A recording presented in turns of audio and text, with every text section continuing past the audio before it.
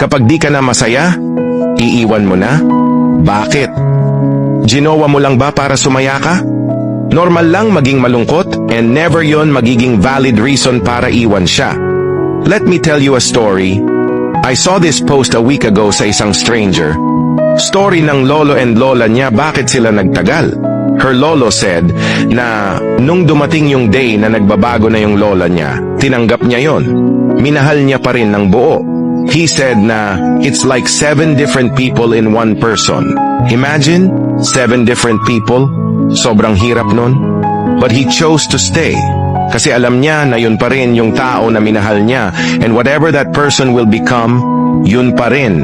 At yun ang pipiliin niya. Lesson. Dun ka sa taong pipiliin magstay pa rin sa'yo kahit hindi na convenient. Kahit hindi na masaya and puro problema.